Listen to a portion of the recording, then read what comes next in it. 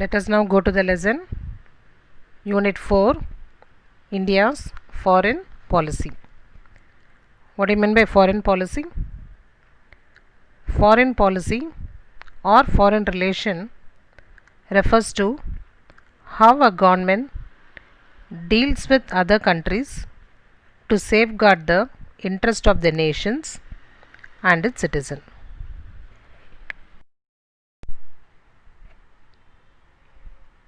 Learning objectives of this lesson.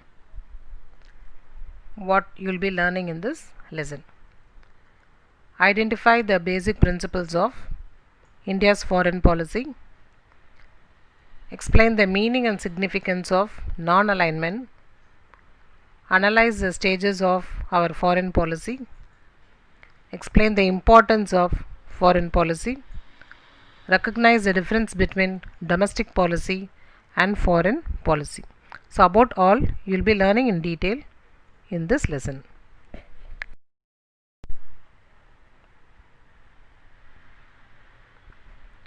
See the introduction of the lesson. Foreign policy.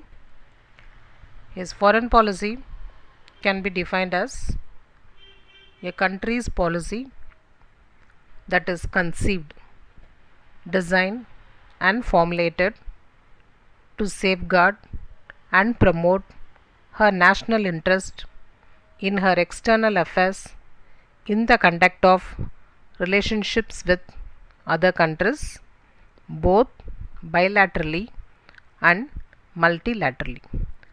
This was the definition given. Listen. Foreign policy can be defined as a country's policy, one country's policy that is conceived, that is planned, designed and formulated. What for? To safeguard, that is to protect and promote, improve her national interest in her external affairs. External affairs, outsources of the country in the conduct of relationship with other countries. For what reason? In order to create a relationship with other countries, both bilaterally and multilaterally. Bilaterally among two countries, multilaterally with three or more countries. That is, any country's relationship with other countries is called as a foreign policy.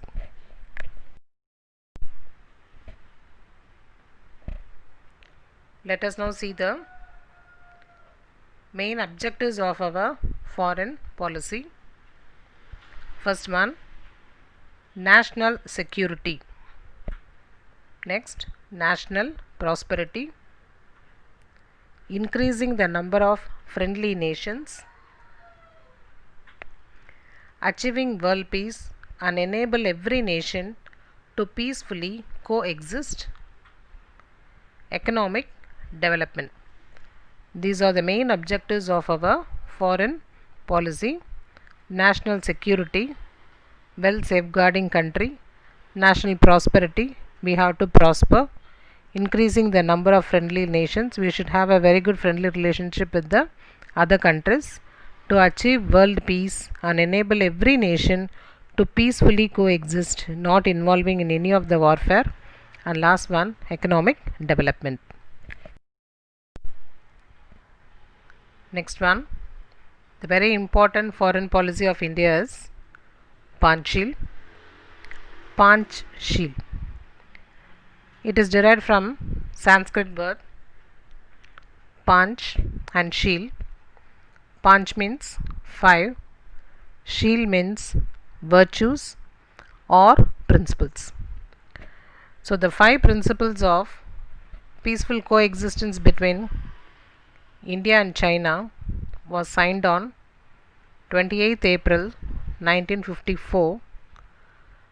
The two governments entered into an agreement based on the following principles.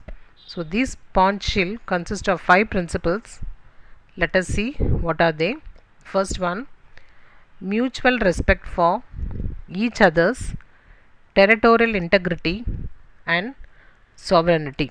Mutual means equal respect for each other's, that is all the countries. Territorial integrity is a principle that it seeks to protect states from act of aggression of other state. Sovereignty means that one state cannot demand another state to take any particular internal action. This is the first principle. Second one, mutual non-aggression. That means not to engage in military action against each other. Third one, mutual non-interference. Not to interfere in each other's internal affairs, internal problems. Fourth one, equality and cooperation for mutual benefit. Cooperating with each other to attain equal benefit. And last one, peaceful coexistence. It's a type of relations between states with a different social system. These principles were incorporated in the Bandung Declaration.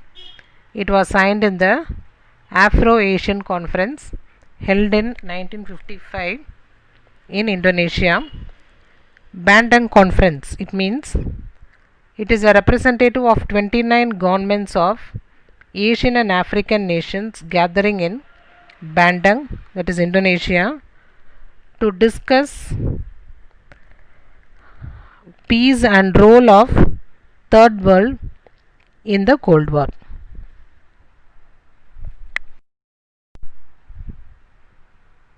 Next one, basic determinants of a foreign policy. Determinants, factors, basic factors of a foreign policy. First determinant, geographical position and size of territory. That is location and the size of a territory. Nation's history, tradition and philosophical basis. Nation's history, that is record of the past. Tradition, customs and philosophical basis. What do you mean by philosophy? Ideas and beliefs about meaning of life. Third one, natural resources. Fourth, the compulsion of economic development, that is a nation's improvement. Next, political stability, without change, attaining a stable and the structure of government. The necessity of peace, importance of peace, disarmament, non-usage of weapons and non-proliferation, prevention of nuclear weapons. Next one, military strength. And last, international milieu.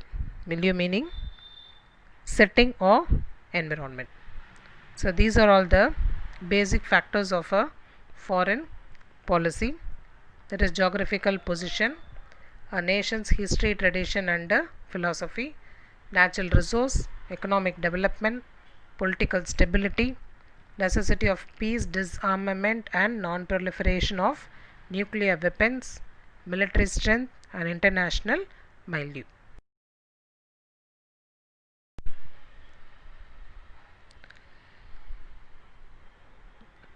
Let us now see the next topic, foreign policy in 1950s and 1960s. So the period from independence. Do you remember when did you get the independence?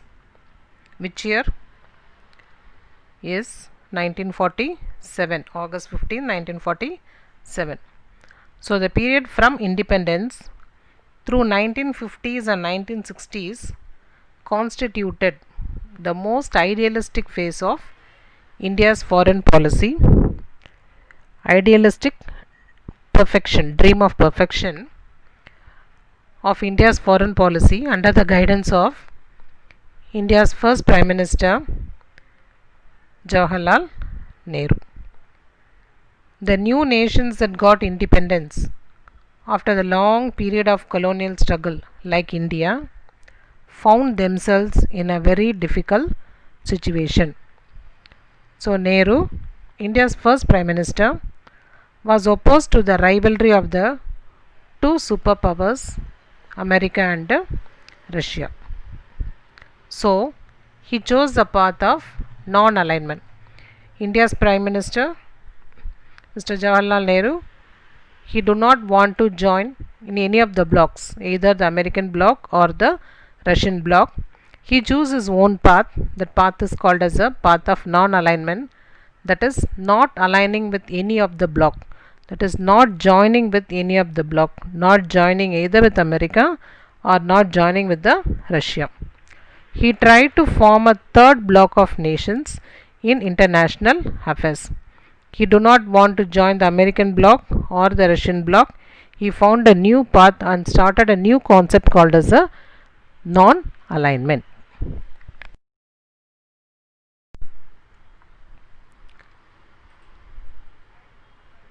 Let us now see the definition given by Jawaharlal Nehru regarding this foreign policy.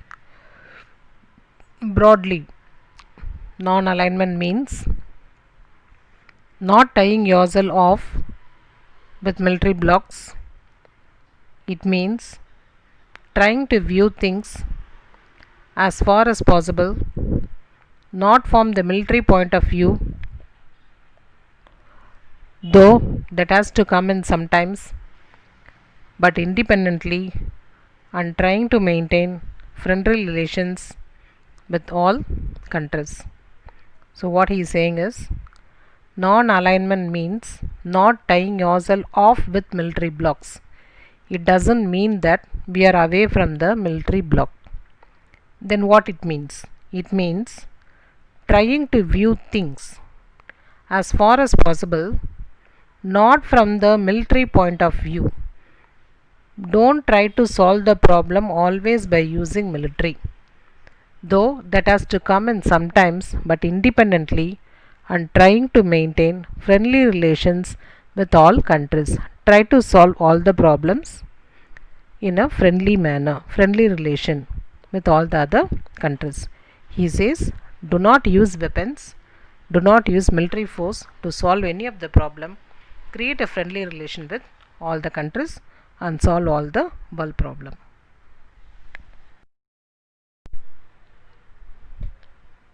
Yes, let us now come to the next very important topic, the non-aligned movement in 1961. The term non-alignment was coined by V. Krishna Menon. He was a very important Indian politician. In his speech at the United Nations in 1953. So this term, non-alignment term, was coined, was framed by a person named V. Krishna Menon in his speech at the United Nations in the year 1953. It is regarded as the most important feature of India's foreign policy. Yes, this is a very, very important feature of India's foreign policy. What is that? Yes, non-aligned movement. It aimed to maintain national independence in foreign affairs by not joining any military alliance, that is either the American bloc nor the Russian bloc. If we join the American bloc, we have to obey the orders of America. If we join the Russian bloc, we have to obey the orders of Russia. But we need not follow any of their policy if we frame our own policy, that is called as a non-alignment policy. It was formed with a membership of 120 countries, same as India. 120 countries supported this non-aligned movement and they formed it. It has transferred from a political movement to an economical movement.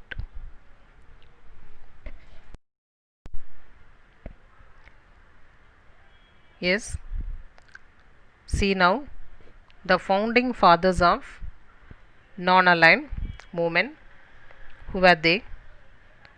Jawaharlal Nehru of India, Tito of Yugoslavia, Nasser of Egypt, Sukarno of Indonesia, and Kwame Nkrumah of Ghana were the founding fathers of non-aligned movement.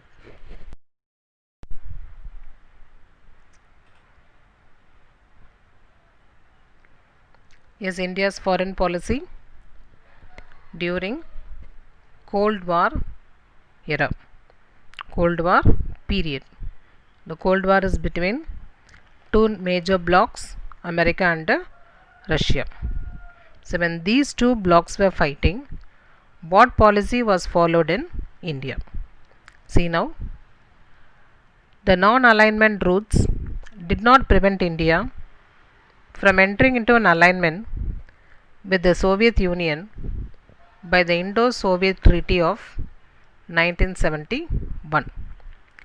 Even though India signed a policy called or framed a policy called non-alignment, that policy did not stop India to sign an agreement with Soviet Union that is called as a Indo-Soviet Treaty of 1971. In 1974, India also conducted its first nuclear test at Pokhran under Subterranean Nuclear Explosion Project. Yes, we tested our nuclear test at a place called Pokhran in 1974. China conducted her nuclear test in 1964 itself at Lopno. Changing global conditions determine the foreign policy detail. So any country cannot stick on or should not stick on to the same foreign policy.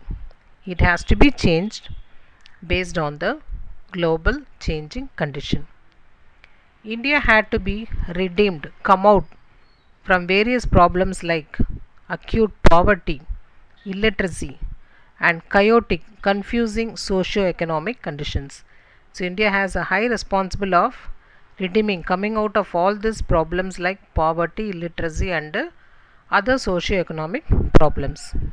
So our new nation could not afford to military entanglement and military alliances. So India's first duty is to come out of all these problems. So it doesn't want to get caught in the military alliances field.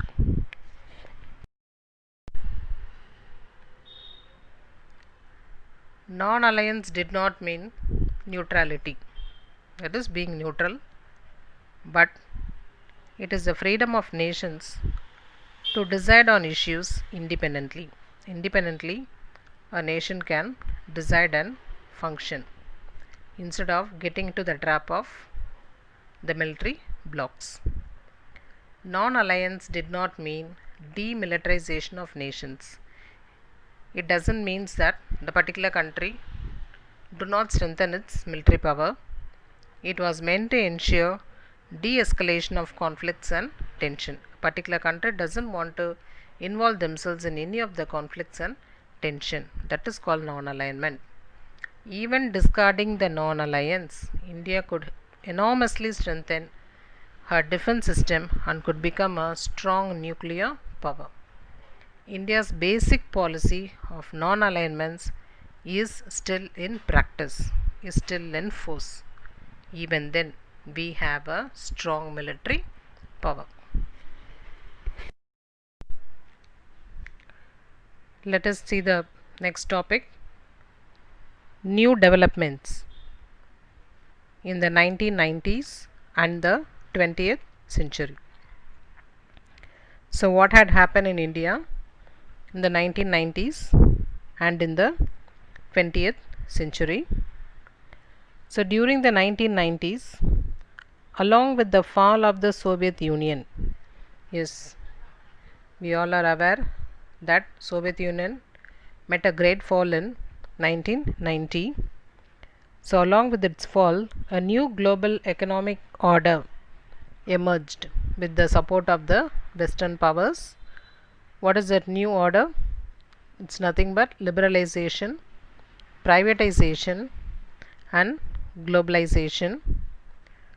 So India entered into pacts with Global Economic Forum, that is GATT, and entered into bilateral, trilateral, and multilateral agreement.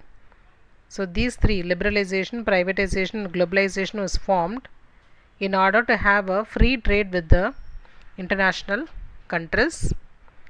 So regarding that only, India has signed the GATT to have a treaties or trade with the bilateral, that is 2 countries, trilateral with 3 countries, and multilateral with many countries. So this shift in India's policy manifested in various ways. Manifested, threatened in various ways. How? Such as better relations with China, the Look East policy, the second nuclear test at Pokhran 1998 in Rajasthan, defense procurement, that is obtaining defense relationship with Israel, energy diplomacy with Arab countries and Iran. Diplomacy, managing relations between different countries, is called as a diplomacy. Agreeing to US nuclear missile defense program, and India's vote against Iran at the International Atomic Energy Agencies. These are the important events which took place in India in the 1990s and the 20th century. In that, the very important is that new foreign policy, that is liberalization, privatization and globalization introduction.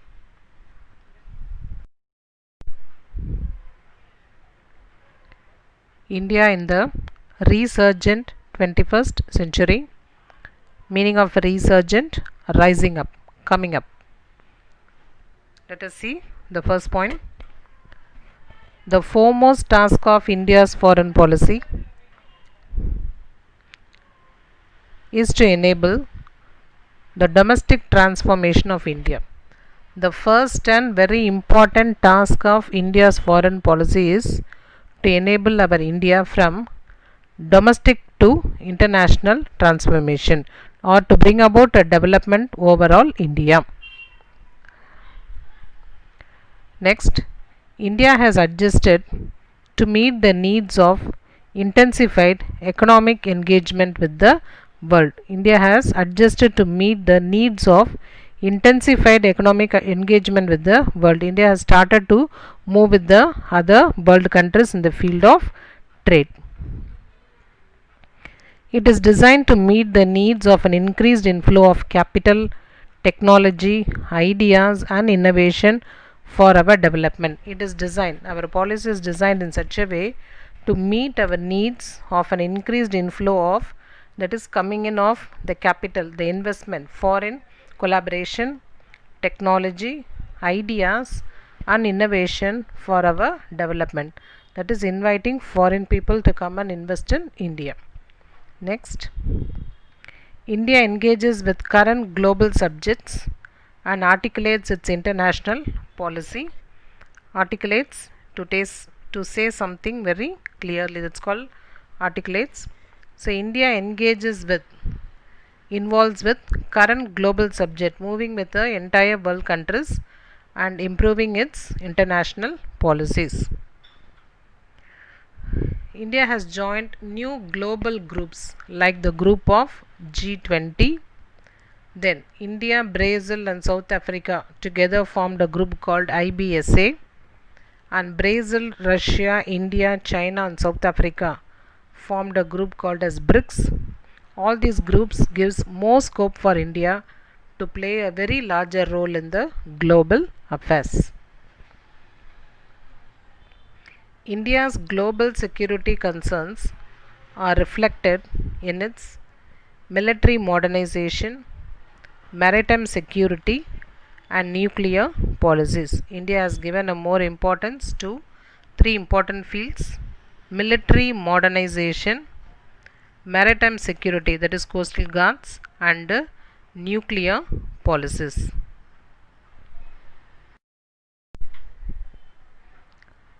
The response of our policy makers at economic, political and strategic level have enabled India to emerge as a potential great power, though it faces enormous development changes. The response, that is our policy makers made policy in such a way in the field of economic, political, and made India to emerge, to come up as a potential great power, even though it faces many challenges. That is enormous development, more developmental challenges.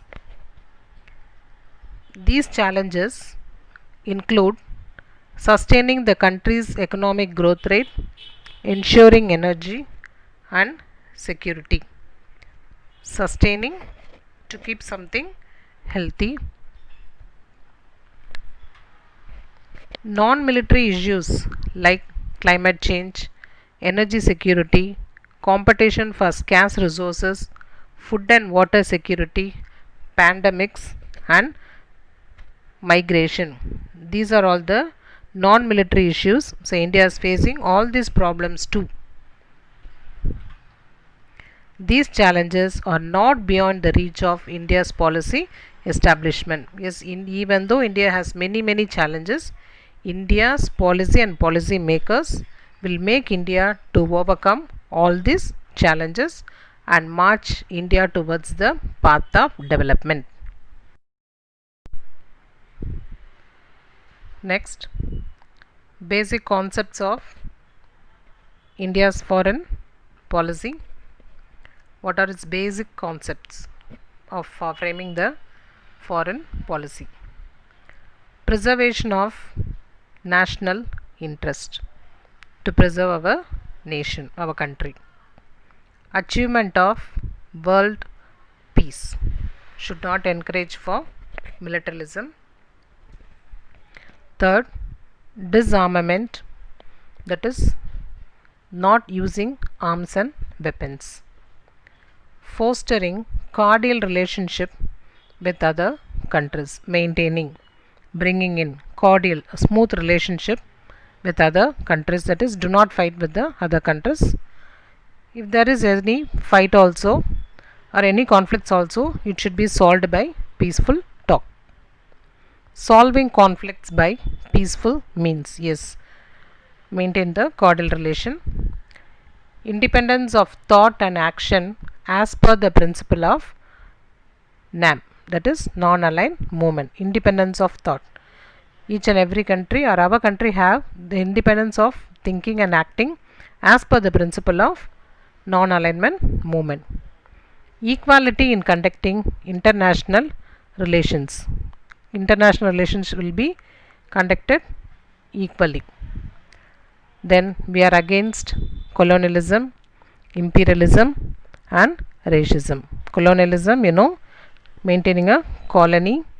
Imperialism, countries control over another country. And racism, treating the people or segregating the people based on their race.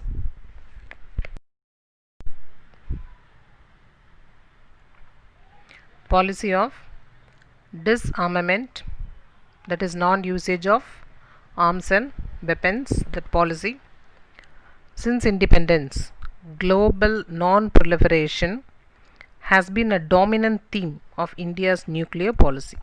So from the time of independence, India had a strong theme that not to use any weapons. So India supported UN disarmament program, Indian nuclear program in 1974 and 1998. That is, India tested its nuclear power at Pokhran two times, once in 1974 and 1998.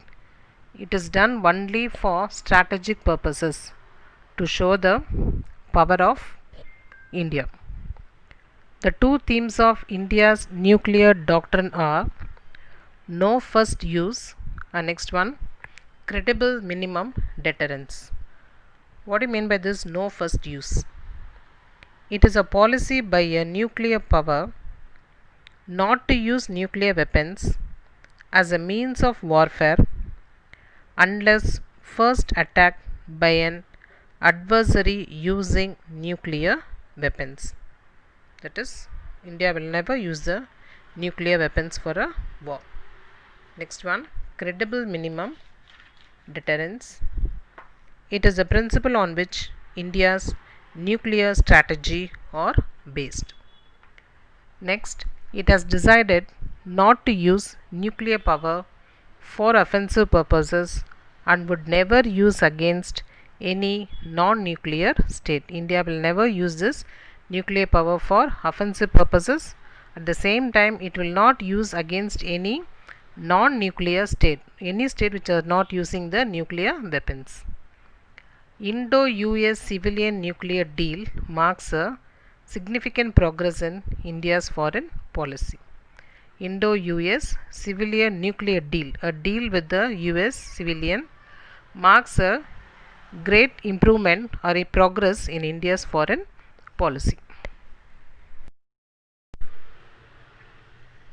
Yes. Let us now go to the next topic, SAARC, South Asian Association for Regional Cooperation. Let us see what it is. SAARC is an economic and geopolitical organization of 8 countries that are primarily located in South Asia. It is an organization of 8 South Asian countries. The SAARC policies aim to promote welfare economics, collective self-reliance among the countries of South Asia, and to accelerate socio-cultural development in the region. The main aim of the SAARC policy is to bring in welfare among the countries, collective self-reliance among the countries of South Asia, and to accelerate socio-cultural development in the region. This is the main aim of the SAARC. SAARC Disaster Management Center was set up at New Delhi. SAARC Disaster Management Center. It was set up in New Delhi. The center is a sleek body of professionals working on various dimensions of disaster risk reduction and management in South Asia. SAARC satellite is proposed communication cum meteorology satellite by Indian Space Research Organization for the SAARC region. That is, SAARC satellite is proposed communication cum meteorology satellite developed by Indian Space Research Organization for the SAARC region alone.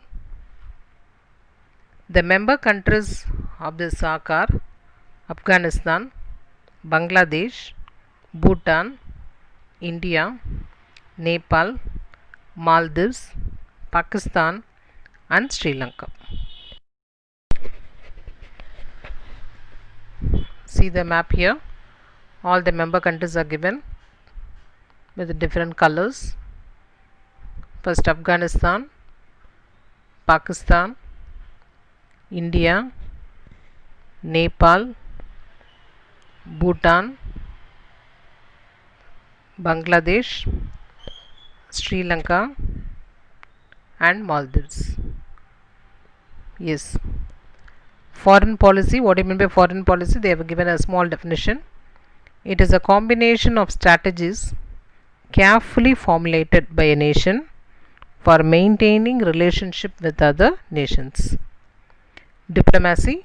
Diplomacy is an instrument for implementing foreign policy of a state.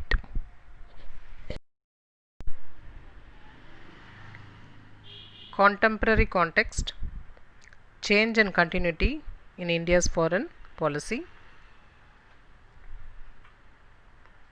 Prioritizing an integrated neighborhood, neighborhood first policy.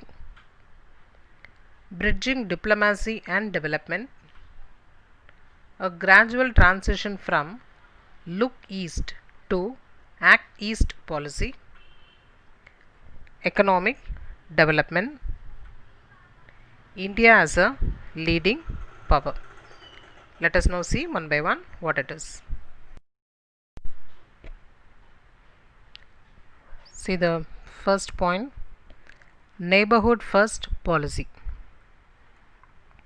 That is our neighboring countries, giving most importance for our neighboring countries.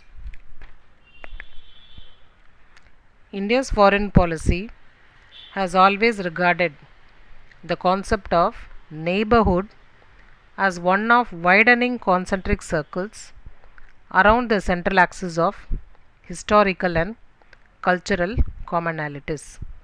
So, in the inner circle, our Indians' historic and cultural commonalities will be there, surrounded by the concept of neighborhoods. That is, our history and cultures are surrounded by the neighborhood circle. India gives political and diplomatic priority to her immediate neighbors and the Indian Ocean island state such as Maldives. So, India gives utmost importance to the Indian Ocean island state, that is Maldives. The centrality of neighbors in India's foreign policy stems from the clear understanding that a peaceful periphery is essential for India to achieve her multifarious developmental goals. Our country India has many developmental goals. In order to achieve these developmental goals, India has to follow a foreign policy based on a peaceful relation with all the neighboring countries. India provides neighbors with support as needed in the form of resources, equipment, and training. India collects or gets from its neighbors various resources, equipments, and also the training, both men and material. Greater connectivity and integration is provided so as to improve the free flow of goods, people, energy, capital, and information. India is well connected and integrated with other world countries so as to improve the free flow of goods from foreign countries, people, energy, capital, as well as information.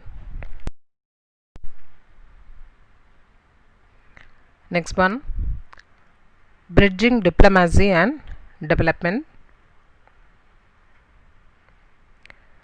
One of the major objectives of India's foreign policy has been to leverage international partnership for India's domestic development. If India has to develop, then it is a must that it should have a relationship or a very good partnership with the international countries. This includes improving technological access, sourcing capital, gaining market access, and securing natural resources. If India is having a very good international relationship, then it is very easy for India to get foreign technology, foreign capital, foreign market, and also to secure foreign natural resources.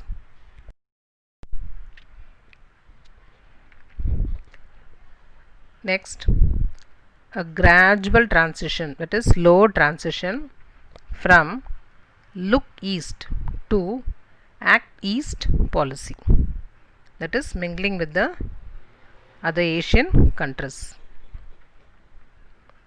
Southeast Asia begins with Northeast India. Southeast Asia is beginning with the northeast of India. Myanmar is our land bridge to the countries of the Association of the Southeast Asian Nations, ASEAN. India is also one of the member, and Myanmar is a land bridge to the countries. Can you name the whole name of this Myanmar? Yes, it is Burma. The purpose is to ensure a stable and multipolar balance of power in the Indo-Pacific Ocean and to become an integral part of Asia. The main purpose of setting up of this ASEAN is to ensure, to bring in a stable and multipolar balance of power in the Indian Ocean and Pacific Ocean, Indo-Pacific Ocean, and to become an integral part of Asia. The three big elements in our Eastern policy are strong emphasis on physical connectivity, commercial and security related. For three important reasons we are having this association. One is physical connectivity, next commercial trade, and third security related.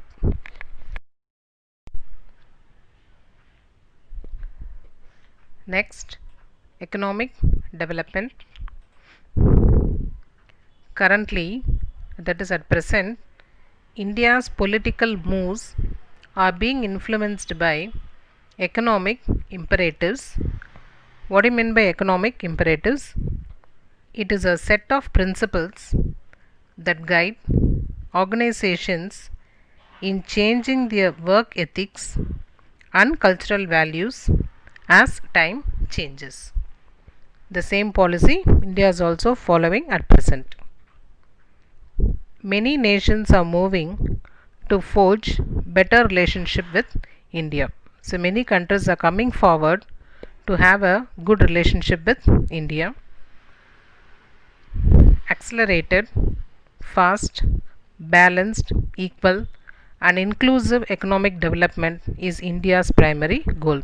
India's primary goal is it needs accelerated economic development, balanced economic development and also inclusive economic development. India achieves this by ensuring peace and security. Yes, India is keep on achieving one by one all its goal by following a very simple policy to ensuring peace and security. To obtain all that is needed to fuel economic development, markets, investment, technology, linkage, mobility of personnel, that is moving of persons, fair global governance and a stable and fair environment conducive for growth. So all this is needed for the economic development of India.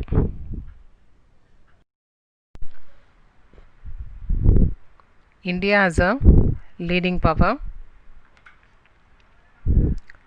India is a member of the G20, the East Asia Summit formed by the East Asian countries. India is also one of the member. The BRICS coalition, a testament to its status as a large country with a fast growing economy. India is a fast growing economy and it is a member of the BRICS. India aspires for permanent memberships on the UN Security Council. We all know that there are 5 permanent members in the UN Security Council. They are UK, USA, Russia, China and France. India is also trying to become one of the permanent membership. Now India has an increasing range of interests which are anchored in different parts of the world. Now India has increasing range of interest. All those interests are anchored in different parts of the world. It stems from a wide range of factors such as the need to secure energy, vital natural resources, the imperative of maintaining open shipping lanes, seeking investments and trade opportunities overseas, and the need to secure trade access. All these are some of the range of interests of India which are anchored in different parts of the world. Let us now see the difference between domestic policy and foreign policy. See the tabular column here, domestic policy and foreign policy. Domestic policy is the nation's plan. It is a country's plan for dealing issues within its own nation. That is all the problems dealing inside the country itself. Foreign policy is a nation's plan for dealing with the other nation, that is outside the country, not within the country, dealing with the other countries. Domestic policy, it includes laws focusing on domestic affairs, social welfare, health care, education, civil rights, economic issues and social issues. So some of the domestic policies are social welfare, health care, education, civil right, economic issues and social issues within the country. Some of the foreign policies are trade, diplomacy, sanctions, defense, intelligence and global environments. These are the main differences between the domestic policy and foreign policy.